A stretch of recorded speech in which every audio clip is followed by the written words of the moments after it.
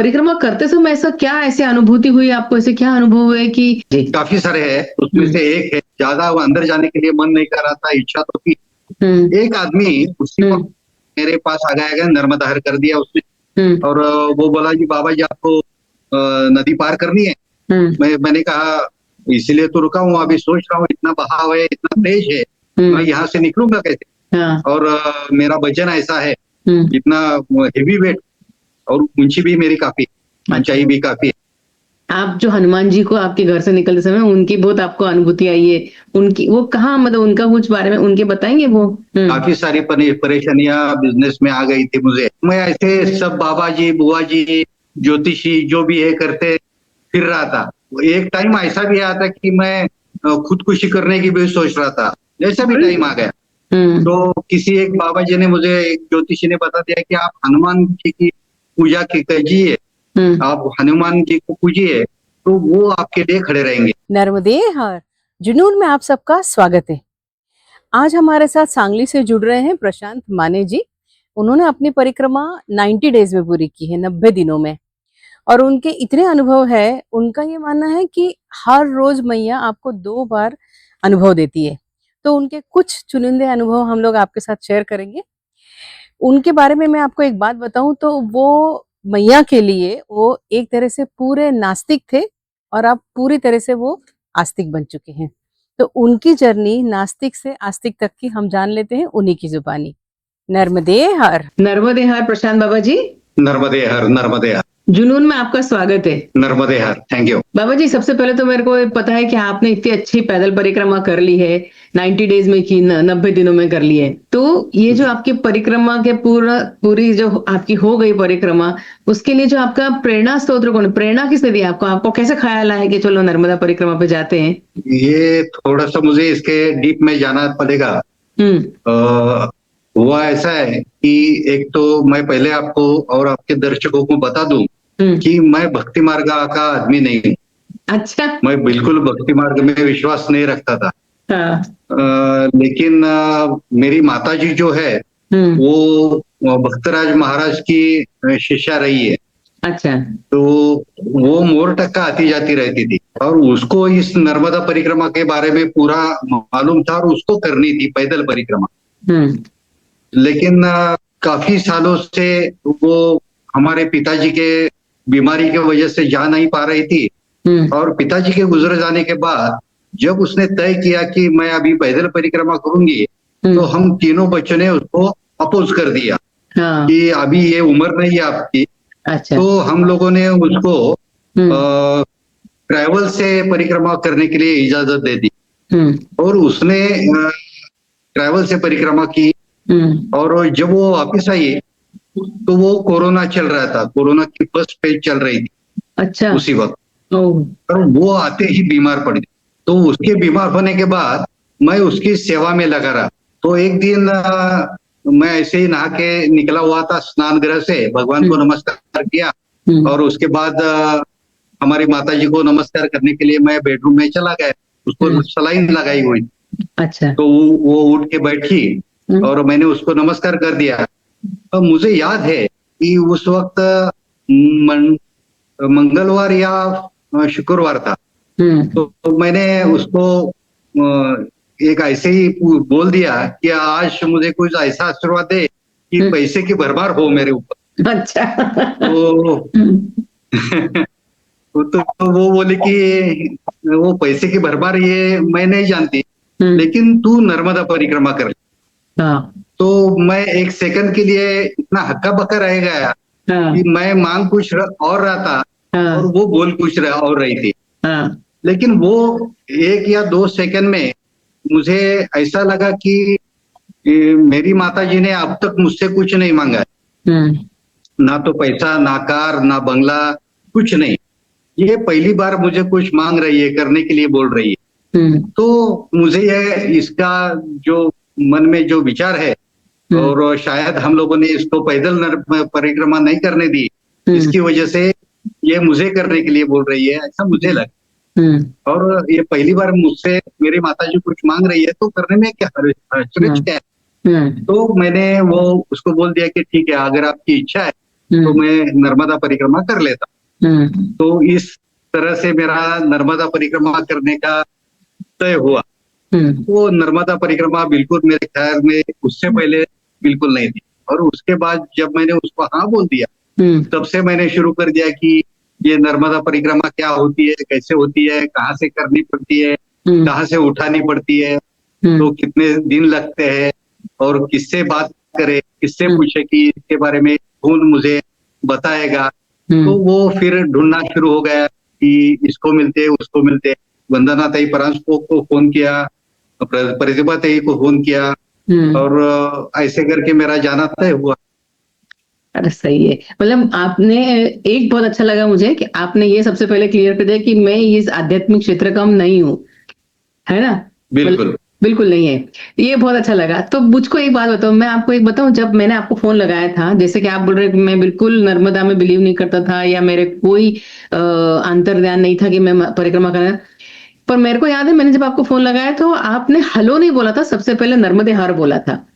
तो मतलब जो फोन पे मतलब हेलो ना बोलते हुए नर्मदे हर बोलता है, तो वो मतलब कितना वो मैया में डूब चुका है, उसकी भक्ति में डूब चुका है। तो ये आपका ट्रांसफॉर्मेशन कैसे हुआ कि पूरा जहां जानते भी नहीं थे वहां से सब जान के सारा पूरा समर्पण उसके ऊपर, ये पूरी अनुभूति कैसी रही आपकी? कैसे क्या? ये ऐसा है, ये बात ऐसी है कि एक तो मैं जो भी काम करता हूँ पूरे समर्पण भाव से करता हूँ। मैंने व्यापार भी किया, बिजनेस भी किया, तो पूरे समर्पण भाव से किया। मैं 100% देने की कोशिश करता हूँ, और अगर मेरे को अभी परिक्रमा करनी है तो मुझे वहां पे भी 100% देने थे। तो हुआ क्या कि जो भी करना है वो पूरी लगन से करना है, उसमें कोई संदेह नहीं रखना है, और बिना झिझक वो करना है, ये मेरी आदत है। अच्छा। और ये तय था कि मैं परिक्रमा करनी थी उस साल मुझे, तो इसकी वजह से वो हो गया। और ये जो आप बोल रही है कि इतना समर्पण, तो इतना समर्पण ये नर्मदा परिक्रमा जो लोग करते हैं, जो भी आदमी करता है, तो उसमें वो भाव आ जाता है, और वो आपको पता है कि वो फिर बाहर नहीं निकलता उससे। I am totally agree with you. ये सही है ना? ये मेरे को भी पता है। ये मतलब फिर आप वो जोन में से वो मैया जो है ना वो अपना लेती है। हाँ, वो मैया जो है कैच कर लेती है। सही। वो बाहर नहीं निकलता, उसके मोह जाल से या माया जाल से या प्रेम से बाहर नहीं निकलता है। बराबर है। तो मेरे को ये हो जाता है। नहीं, पर मेरे को ये बताइए कि ये तो कब हुआ, जब परिक्रमा हो गई तो अपन उसके प्यार में डूब गए, वो सब समझ में आया? तो मैं शूज निकाल के वो पानी में अंदर जाने की तैयारी कर रहा था, लेकिन मन नहीं हो रहा था अंदर जाने के लिए। कमर से ऊपर तक मुझे लगता था कि कमर से ऊपर पानी है। अच्छा। और मैं उससे ये सामान लेके बह जाऊंगा पूरा सामान लेके। तो ज्यादा अंदर जाने के लिए मन नहीं कर रहा था, इच्छा तो थी। एक आदमी उसी वक्त मेरे पास आ गया, नर्मदा हर कर दिया उसने, और वो बोला जी बाबा जी आपको नदी पार करनी है। मैंने कहा इसीलिए तो रुका हूँ, अभी सोच रहा हूँ, इतना बहाव है, इतना तेज है, मैं यहाँ से निकलूंगा कैसे? और मेरा वजन ऐसा है, इतना हेवी वेट, और ऊंची भी मेरी काफी, ऊंचाई भी काफी है, तो इससे निकलूंगा कैसे? तो वो इजीली बोला मेरे को कि आप बैठ जाइए, मेरे कंधे पे बैठ जाइए, मेरे पीठ पे बैठ जाइएगा। मैंने उसको बोला कि पागल हो गए, आपकी जो वेट है वो आप देख रहे हैं कितनी है? मेरे से आधी आपकी वेट रहेगी, 50 किलो के रहेंगे आप, और मैं 94 का हूँ। आप मुझे उठा के ऐसे बहाव में आप वो पार करेंगे उसको? तो वो बोला कि उसमें क्या है बाबा जी, मैं आसानी से पार कर लूंगा, आप सारा सामान लेके मेरी पीठ पे बैठ जाइए। तो मैं ना हाँ करते करते मैंने सोचा कि चलो बैठ जाते हैं। वो भी फोर्स कर रहा था काफी तक। अच्छा। तो उसकी पेट पे मैं मेरा थैला लेके, सैक लेके, उसके हाथ में डंडा लेके उसकी पीठ पे बैठ गया। अरे बाप रे। तो उसने वो इतनी आसानी से पार कर दी नदी कि जिसके लिए मैं आधा घंटा वहां पे रुक रहा था, सोच रहा था, तो उसने तो वो 5 मिनट में पार कर दी। लेकिन एक अनुभव और एक अनुभूति जो आप कह रही है बार बार, तो वो मुझे ऐसा लगा कि एक तो क्या है कि ह्यूमन बीइंग का जो बॉडी रहता है वो हल्की सी गर्म रहती है बॉडी। तो मैं जब उसके पीठ पे बैठ गया, उसकी पीठ पे चढ़ गया, तो मुझे ऐसा लगा कि ये बॉडी ह्यूमन बीइंग नहीं है, ये आम आदमी की बॉडी नहीं है, लेकिन ये बिल्कुल ठंडी बॉडी है। तो और ये आदमी जो है ये आदमी नहीं है शायद, और ये कोई और है, कितनी आसानी से वो पार कर रहा है ये नदी तेज बहाव में, तो इसमें से ये आम आदमी नहीं कर सकता। तो उसमें वो मुझे पार करवा के ले गया, मैं उस पार जाके उसने मुझे उतार भी दिया, मैंने अपने शूज पहने, तब तो वो नर्मदा हैर करके आगे निकल गया था। अच्छा। लेकिन मेरे दिमाग में वो बात थी कि ये आदमी आदमी नहीं है, तो इसकी बॉडी गर्म नहीं लग रही थी, तो वो दिमाग में चल रहा था कि ये कोई और है, ये जो दिखता है ऊपर से वो ये नहीं है। तो मैंने फटाफट शूज पहन लिए और उसके पीछे नर्मदा हैर करते हुए भाग के उसके पीछे गया। मैंने उसका नाम भी नहीं पूछा था, तो नाम लेने का सवाल नहीं था। तो जैसे उसको मेरी आवाज गई, काफी सारी आवाजें दी, तब तक वो काफी निकल गया था आगे। तो जब मेरी आवाज उसके पास पहुंची तो उसने फिर एक बार मुड़ के नर्मदा हैर बाबा जी करके गया। और मैंने उसको पूछा कि बाबा जी आप कहाँ से है, कहाँ जा रहे? तो वो बोला कि मैं यहीं से हूँ और मेरी खेती बाड़ी है यहाँ पे, और मैं खेती करने के लिए निकल रहा हूँ। तो मैंने आपका नाम क्या है? तो उसने मेरा नाम अर्जुन है करके उसने मुझे बोल दिया। क्या नाम है? और अर्जुन अर्जुन अर्जुन। अच्छा। अर्जुन। तो मैंने उसको बोला कि ठीक है, आप कब से काम कर रहे हैं, आप रोज आते जाते इतनी आसानी से आपने पार करवा दी? तो बोला कि हाँ मैं यहीं का हूँ, रोज आता जाता हूँ, मुझे तो आदत है, कहाँ से निकलना है कैसे निकलना है ये तो मुझे मालूम है, इसलिए तो मैं आपको लेके आ गया।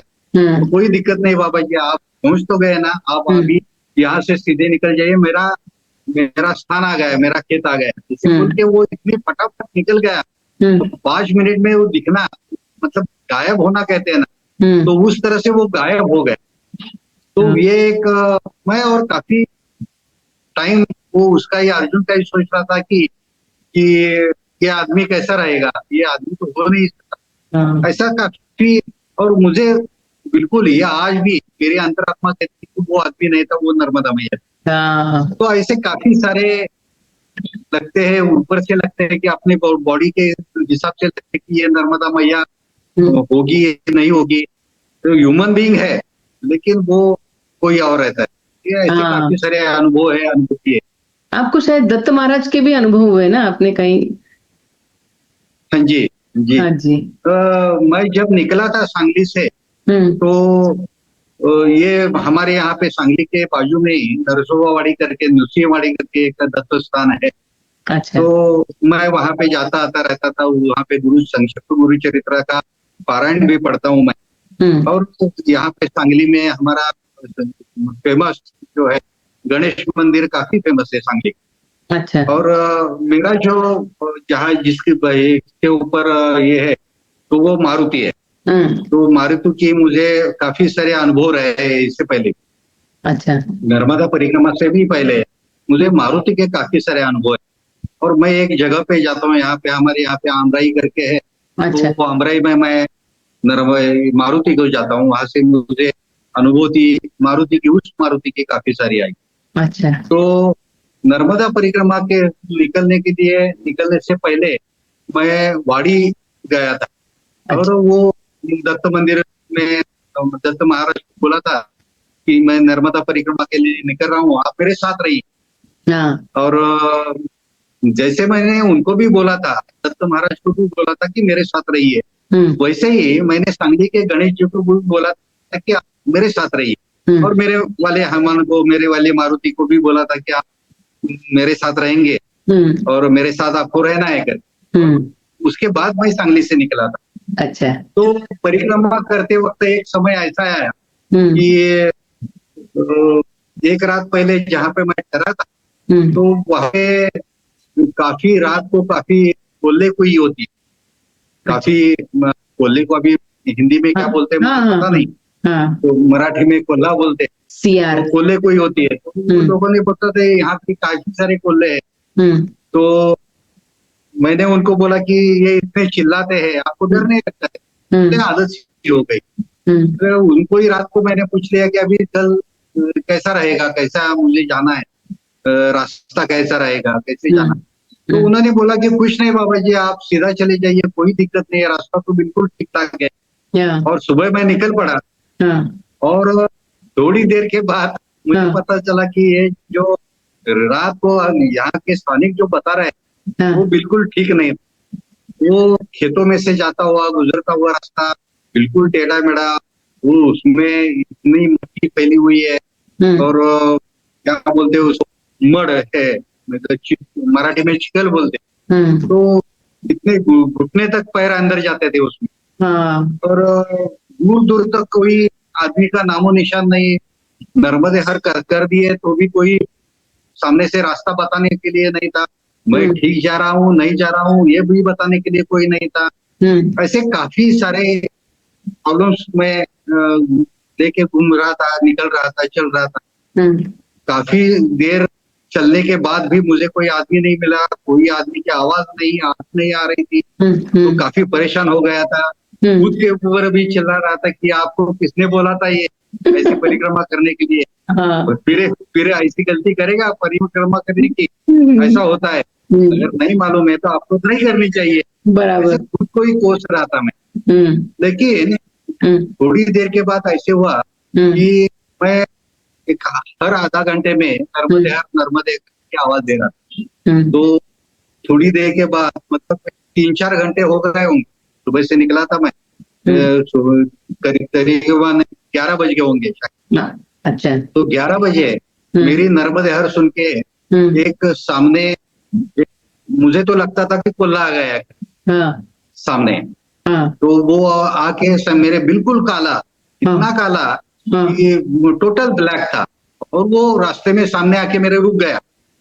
और मैं तो पहले से ही परेशान था, उसमें इसको सामने देखा तो अभी ये क्या आफत आ गई, अभी इसको ही आना था। ऐसे करके मैंने हिम्मत जुटाई, दंड थोड़ा सा घट्ट पकड़ा, और उसकी तरफ निकल रहा था, उसकी तरफ ही जा रहा था, वो रास्ते में खड़ा था। तो जैसे ही मैं उसकी तरफ गया, 2-4-3 स्टेप्स लगाए, तो उसके बाद मुझे पता चला कि ये कोल्हा नहीं, ये कुत्ता है। तो मैंने फिर एक बार नर्मदे करके आवाज लगाई। तो जैसे मैंने नर्मदा हर करके आवाज लगाई और वो मैं उसके नजदीक पहुंच गया, तो वो सामने मुंह करके आगे चलता रहा। अच्छा। तो मेरी समझ में आ गया कि ये कुत्ता मुझे रास्ता दिखाने के लिए आया। तो मैं, और कुत्ता अगर मेरे सामने आया है तो यहाँ नजदीकी कहीं बस्ती भी होगी, कोई रहने वाले लोग होंगे, रहवासी होंगे, गांव नजदीक है। मैं गांव किसी गांव के नजदीक आया हूँ। तो मैं उस कुत्ते के पीछे चल पड़ा। बीच बीच में मैं नर्मदे हर की आवाज लगा रहा था। वो एक बात मैंने नोटिस की कि जैसे वो कुत्ता और मेरे बीच में डिस्टेंस में काफी ज्यादा अंतर पड़ता था, तो वो कुत्ता मेरे लिए रुकता था। तो जैसा आदमी देखता है पीछे कि पीछे से अपने आदमी आ रहा है कि नहीं आ रहा है, और वो आदमी दिख क्या है, वो आगे निकलता है, वैसे वो कुत्ता मेरे लिए वेट करता था सामने जाके। और जैसे मैं उसकी नजर में आ जाऊं तो फिर वो चल पड़ता था। ऐसा काफी, मतलब आधा एक घंटा हम लोग दो चल रहे थे। आधा एक घंटे के बाद वो मुझे एक गांव दिखाई दिया, लोग दिखाई दिए, और पहला जो आदमी मुझे दिखाई दिया वो मुझे उसने नर्मदेहर कर दिया, और मैंने भी उसको नर्मदेहर कर दिया। लेकिन उसको पहले ही मेरा सवाल उसको था कि ये आप लोग इसी गांव से है? तो वो बोला कि हाँ बाबा जी, हम लोग इसी गांव से। तो मैं बोला कि आप लोग यहाँ पे तख्तियां क्यों नहीं लगाते परिक्रमा वासियों के लिए? आप इतना नर्मदा मैया का सेवा करते हैं, लोगों की सेवा करते हैं, परिक्रमा वासियों की सेवा करते हैं, आप कम से कम तख्तियां लगा दीजिएगा कि लोगों को पता चले कि यहाँ गांव कहाँ पे है, कैसे जाना है। तो वो इजीली बोल गया कि उसकी क्या जरूरत है बाबा जी, आपको ये लेने के लिए आए ना, वो आपको रास्ता दिखा देंगे। मुझे वो उस समय नहीं समझ में आया कि ये दिखाने के लिए आया है, मतलब कौन दिखाने के लिए आया है। तो वो आदमी वो बात बोल के निकल गया और मैं वहां से फिर आगे चल पड़ा। दूसरा जो आदमी मुझे मिला, मैंने फिर उसको रोक दिया और मैंने उसको बोला कि भाई, आप लोग अगर तख्तियां लगाते हैं कि ये परिक्रमा मार्ग है करके, तो लोगों के परिक्रमा वासियों को ये एक तरह से सेवा ही है। तो वो आदमी बोल रहा था कि उसकी कोई जरूरत नहीं है बाबा जी, अगर ये आपके साथ है तो उस वक्त उसने वो कुत्ते की तरफ हाथ किया। अगर ये आपके साथ है तो आपको परिक्रमा तख्तियां लगाने की जरूरत ही नहीं है। मैंने बोला कि कौन, ये कुत्ता? तो ये मुझे रास्ता दिखाने। हाँ, तो वही तो आते हैं लोगों को लेने के लिए। जब लोग गुहार लगाते हैं, नर्मदे पहर बोलते हैं, तो ये गांव में सुनते हैं कि कोई परिक्रमावासी खेत में फंस गया है।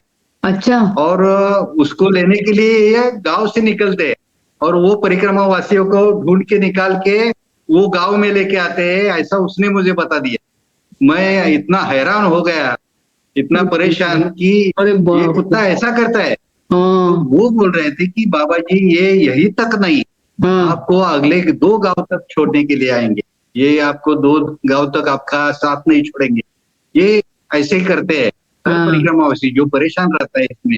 तो उस परिक्रमावासियों की सेवा के लिए ये लोग, ये कुत्ता जाता है। तो उसको गांव में महाराज या कुछ बुलाते थे, अभी मुझे ठीक तरह से याद नहीं, लेकिन ये मैं समझता हूँ कि मेरी दत्त महाराज ने मेरा जो मेरे आप साथ रही है, ये जो मेरी गुहार थी उनको लगाई हुई, वो दत्त महाराज मेरे लिए वहां पे खड़े हो गए, ऐसा मेरा मानना है, ऐसा मुझे लगता है आज भी। हाँ, सही है सच में। ये तो हमने भी देखा है, शूलपानी में हमारे साथ भी था एक छोटा सा एक कुत्ता था, उसका हमने सिद्धू नाम रख दिया था, वो भी हमारे साथ चल रहा था। ये तो है, परिक्रमा में आते हैं कहीं ना कहीं, हम जिस इष्ट देवता को मानते हैं वो हमारे साथ किसी न किसी बहाने से मतलब आते ही हैं, हम उनकी छत्र छाया से निकले तो, है ना। सही है। अभी आप बोलते बोलते बोल गए कि आप जो हनुमान जी को आपके घर से निकलते समय उनकी बहुत आपको अनुभूति आई है, उनकी वो कहाँ, मतलब उनका कुछ बारे में उनके बताएंगे, वो जो अभी आप बता रहे थे आपके हनुमान जी के? नहीं, होता क्या है कि अब मैं बिजनेस में हूँ, काफी सारी परेशानियां बिजनेस में आ गई थी मुझे, और काफी लोन की वजह से काफी परेशान था, लोग घर पे आ रहे थे, बहुत तकलीफ में था, पता नहीं चल रहा था कि यहाँ से कैसे निकले। तो मैं ऐसे सब बाबा जी, बुआ जी, ज्योतिषी जो भी है करते फिर रहा था, मार्ग नहीं मिल रहा था। तो एक टाइम ऐसा भी आया था कि मैं खुदकुशी करने की भी सोच रहा था, ऐसा भी टाइम आ गया जी। तो इतना लोन का इतना प्रेशर मैंने लेके रखा था, क्या करे क्या ना करे सोचता नहीं था। तो किसी एक बाबा जी ने मुझे, एक ज्योतिषी ने बता दिया कि आप हनुमान जी की पूजा कीजिए, आप हनुमान जी को पूजिए तो वो आपके लिए खड़े रहेंगे। और वो भी ऐसे हनुमान चाहिए कि जहाँ पे रोज पूजा होती।